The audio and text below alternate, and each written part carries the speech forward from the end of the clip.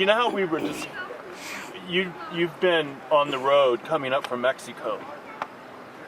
And along the way, you've stayed with 1 minute. I just made a huge mistake. Is that all working? Can you talk This came out and I just plugged it. Have I plugged it in the right spot? I put this back It's working. Put that back in the right spot. Talk about you just did this long loop. Hilly, Mexico, Paul to Layton Court. We were just at the bar or at the restaurant, and you reflected a little bit on these old friends that you met in Les Andes. Is there anything that you can how did that happen? How did those friendships come to be? And why do you still have them? Why do you see these people still? Well, it's interesting. This is has been an enormous part of my life, is the long ongoing friendships I made 50 years ago at the Vagabond.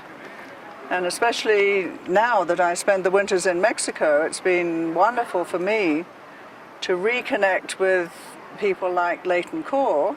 Layton I hadn't seen for a very long time. And on meeting Alan Hill, we were doing some interviewing with my friend Hilly Cranston Whitaker III, another real classic vagabonder, one of the originals. So normally on my way down to Mexico every year, I've been staying with Hilton and his wife. And this last time we were talking and reminiscing about Layton. I had managed to reconnect with him, and so decided to go up and visit him just 6 months ago. And we had a wonderful reconnection. It was so much reminiscing and talking about the good old times, almost picking up where we'd left off many years ago.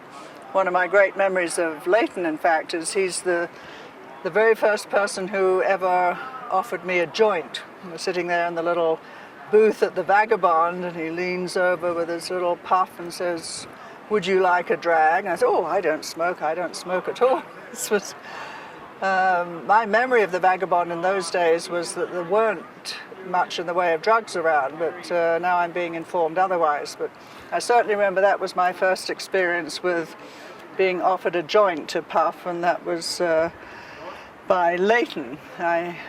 I think my memory also tells me that I refused it.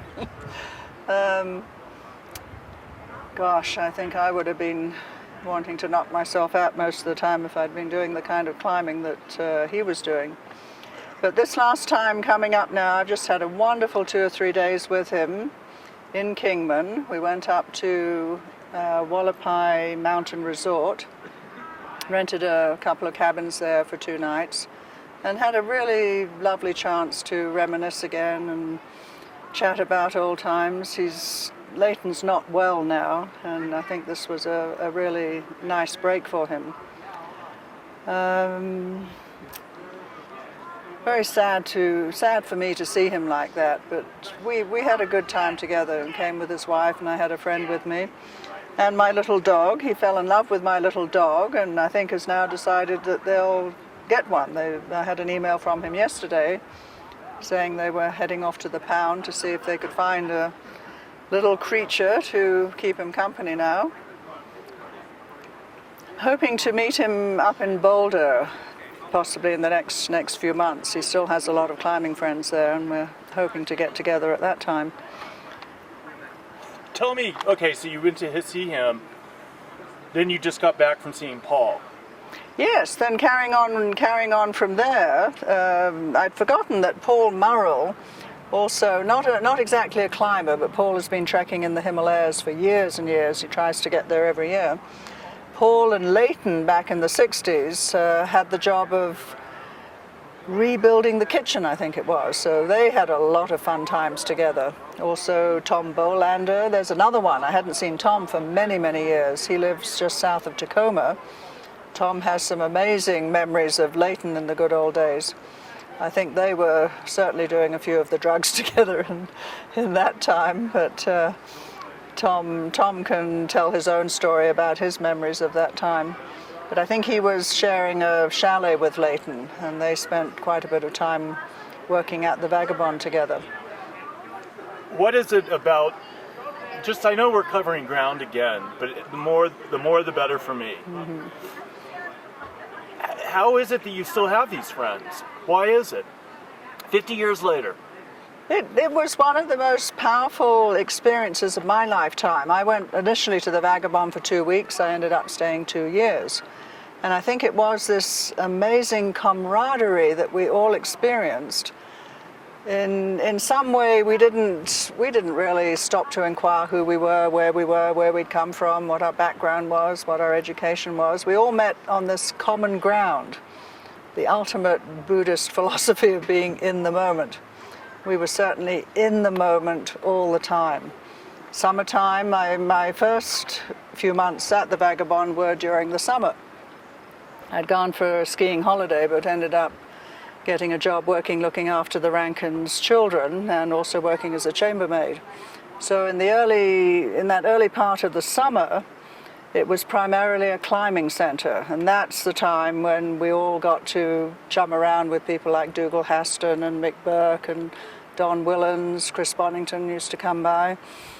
A little bit later in that year, then Leighton Core came over when they were preparing to climb the north face of the Eiger. I think that was winter of 65, 66, the sad, sad time when John Harlan was killed. John Harlan was a very good friend of the Rankins who ran the Vagabond Club, so I met him on many occasions as well. So it was a big sadness for him, for us all, when John was killed. But the camaraderie there just continued on, and this is, now someone like Hilton, for example, our paths have crossed for the last 50 years. We've followed each other around the world, in Australia, in Hawaii, UK, Europe. Others, for somebody like Paul Murrell, I tried to stage a 25-year Vagabond reunion at my place in Vancouver. So we did manage to get a few people up there, and Paul and his wife and family drove up to join us in Vancouver. Someone like Leighton, almost 45 years since I had seen him.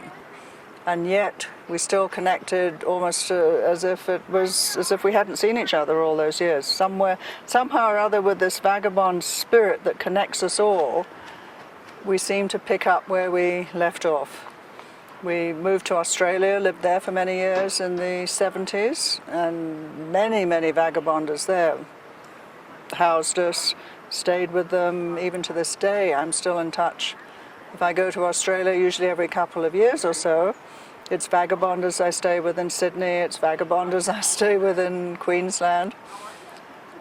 Going to a tiny little market in the middle of nowhere, Umandi Market in Queensland, I ran into Reg Whittaker. Reg Whittaker was one of our gang of the 60s. He's actually used to be a helicopter mechanic, and now he's making silver jewelry. And I ran into him again, once again, like meeting a long-lost friend. You said in an email to me of these friends how people have literally saved your life. Well, yes, I was really on death's door with a horrendous, very unusual pregnancy many years ago in 1970. And it was Sandra Mott, who was one of our big gang of the 60s.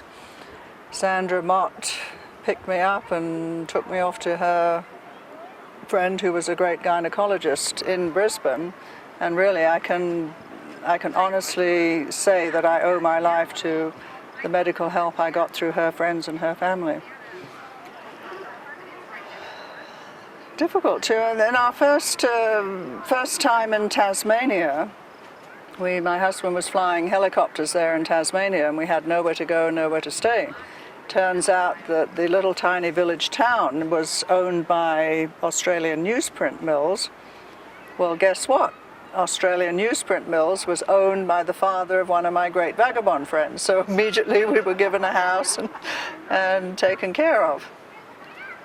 Amazing stories. And I'm still in touch with a lot of those Australian friends as well. Most of us worked there on and off for a couple of years, 1965, 66 and 67 for myself. I had always intended looking up Leighton when I first came over here in '67, but ended up never being able to get enough money together to do traveling in the early days when I was here. But we did. I'm running out of steam here. Okay, that's fine. We're just have to do catch-on bits here. Okay, that's what editing. That's what editing's for. Not being repeated. You're not recording this one, are you? So I was a bit. I was hurting a lot there, and I was a bit turned off men, so I wasn't about to jump in the sack with anybody right now. But I met Leighton, and we did a lot together. We were as dating as you can, and there was definitely the chemistry there. But I was the one pulling back. But and it may, who's to say, something might have come together with us had we met again, but our paths just crossed again. Split up. Our paths or the split accident up. hadn't happened, or. Well, yes, I felt Leighton was really very much a changed man when he came back. Yeah, he was very, very down, very depressed. But we were all shocked by John's death.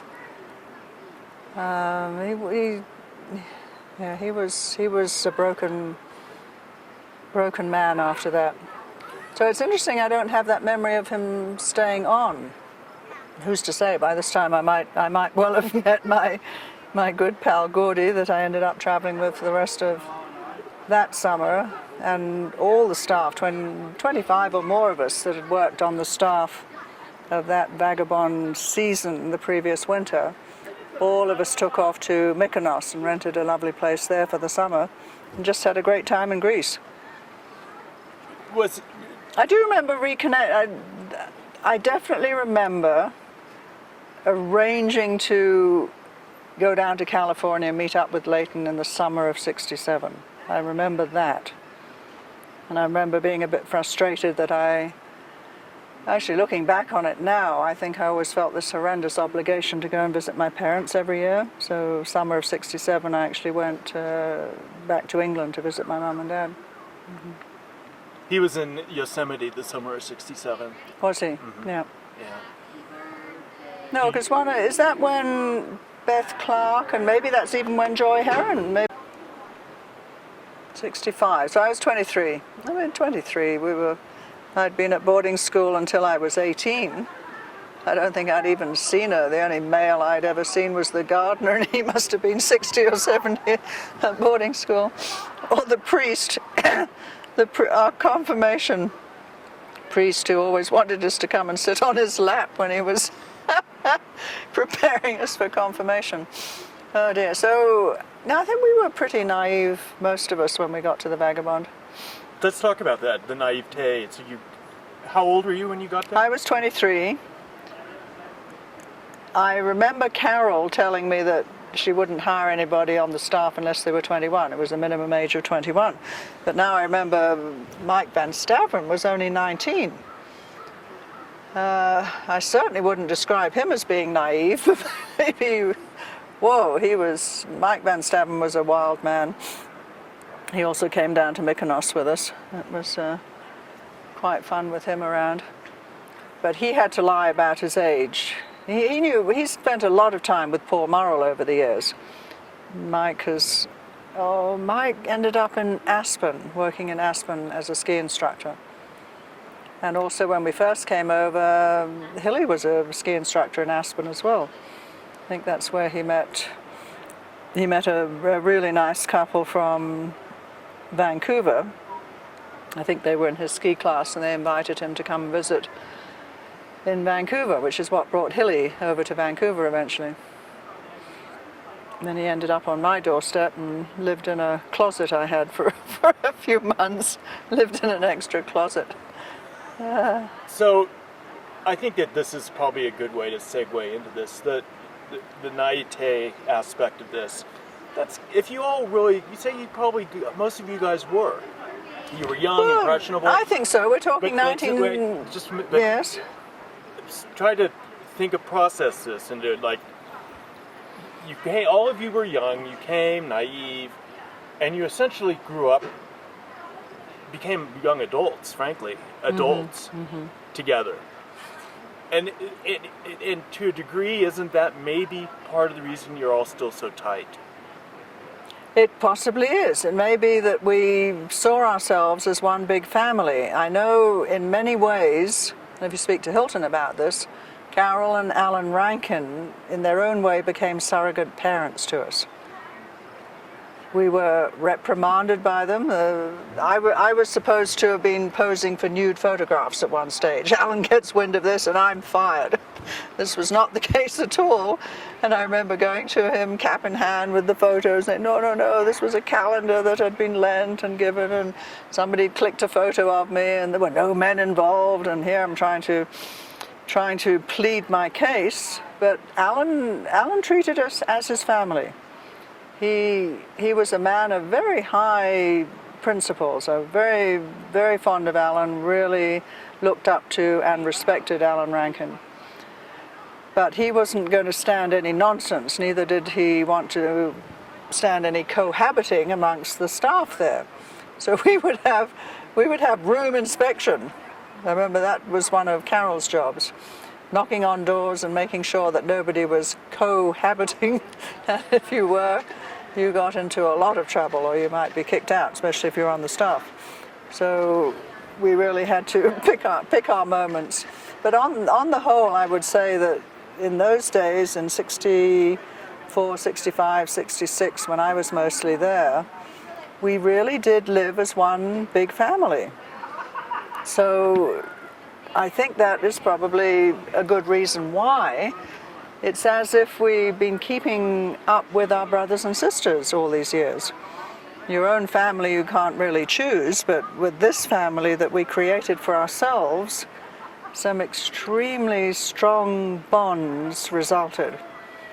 And so yes, maybe my meeting up with Leighton after 45 years is almost like meeting up with an old brother or an old friend that I think we had time for each other, which I don't think we do so much now. It was interesting a little while ago here, just this last week, being with Leighton, and we're all sitting there with our laptops, and I'm thinking, my goodness, this didn't happen in the 60s. We were actually connecting and talking and getting to know each other. So much time is now spent on the machinery that we carry around. I think we've lost a little bit of the human touch. Those summer memories were lovely in that summertime. Well, Don Mackler, you see, there's another one we haven't really. Has Don Mackler come into this at all? Yeah, because he was quite a character in those days, and he spent many years there. He went back again in the 70s with the Smiths. Mackler was there quite a bit, and I stay with them all the time. They live in Kelowna. His wife comes and stays with me in Mexico all the time. And I'm on my way to stay with them right now in Kelowna. He likes to drink beer. Yes. Well, the 12 of us that all got together and rented this villa in the south of France after the Vagabond reunion was almost too much. It was almost as if the clock had been turned back 50 years, but nothing had changed. So the men got stuck right back into all the boozing. And we women just stripped off and swam naked in the pool all the time. And they didn't even notice. Oh dear. There was a lot of drinking at the Club Vagabond. Yeah, I personally didn't get stuck into that door. I had, yes, some of those hill parties. I remember having to be carried home a couple of times. Yeah, I must have done. Oh dear. No, so I don't know whether remember you wanted, is there any way I can get to you some of the old photos? Are you wanting to use any of those? Or? Okay, there's a few that I'm walking. No, I'm just saying one of my great memories of being with Leighton while they were really training for the Eiger ascent, north face of the Eiger, was it was freezing cold, Christmas time, and out we would go walking around the village. Leighton always with no gloves. I'd be with my lovely fox fur hat on and my fur coat, and Leighton would be always barehanded, plunging his fists into the ice and the snow. We'd have big snow banks as we walked down the paths to the lower village. But Leighton was constantly hurling his hands into the snow and what are you doing? What are you doing? I have to toughen up my hands for this big winter climb. That's a very distinct memory I've had of him years and years ago. Do you remember how you met him? I'm trying hard to. He was certainly somebody that you noticed. I have a passion for tall men. I'm 5'9" myself, and there's not that many tall men around. So probably the first day I clapped eyes on him, whoa, there's a tall one. We really connected. I say there was initially a lot of chemistry there when we first met. But it was short-lived because it was not long after that. Maybe only weeks I'm talking about when he took off for the Eiger climb. They did come back at one point. I think there was a very severe storm, and they did come down off the mountain. Something had happened. I can't quite remember exactly what it was. And so John and Leighton and Dougal as well, they all came back to the Vagabond for a week, maybe just to sit out a very severe storm. So we did reconnect again in that short week, and then back he went. And by this time, when the next time I saw him was after John was killed, and it wasn't long after that that I left the Vagabond myself with the rest of the staff and went off to Mykonos, to Greece for the summer. And as I say, at that time we had intended connecting in Yosemite or California the summer of '67. I moved to Canada in Easter time of '67, but it never happened. So here I am 45 years later, reconnecting with my old buddy. My mother kept every single newspaper article. I think there was a Peter Gilman who had been sent out there as photographer for the Daily Telegraph. And so almost every day there was a write-up about this ascent of the north face of the Eiger in the Daily Telegraph in England. So my mother cut everything out, and that's when she started sending me these articles, and I'm saying, oh, look at that, Leighton Corey's in the newspaper. Wow, he must be well known. We weren't really aware of it at the time. We were all in our 20s together. As I say, that first summer we went out quite a bit with Dougal Haston. There was a quarry not far, just a little bit up the hill from the Vagabond, a stone quarry where we would often just go out and have a little afternoon of mini rock climbing with Dougal. Mick Burke was there at that time. No, I had no sense of them, but maybe they weren't so well known in the 60s. I always followed their careers, of course, once they started on their Everest expeditions. So I have always followed their careers, but I did seem to lose touch with what Leighton Core was doing. What are your memories of Dougal Haston? Do you have any? Ah! Do you really want to know? I do. Just a few stories. Dougal, the great womanizer. Dougal, the beautiful boy. He had the most enchanting smile. He had a way of really winning you over. His face was fascinating. But whoa, Dougal was the big party guy. That's all. He was just holding up the bar every night. Oh my God, not them again. Mick was a pretty close second, Mick Burke. But he was a interesting guy. Some of those horrendous night binges, how on earth he could even get up in the morning and then carry on climbing was absolutely beyond me. But had fun. When we were all there in the summertime, we all had time for each other. We weren't skiing every day. A lot of them had motorbikes, and we'd jump on the back of the bikes and just take off up into the mountains. Dougal enjoyed that as well. He was a fun guy, but my gosh, he loved the girls and he loved the booze.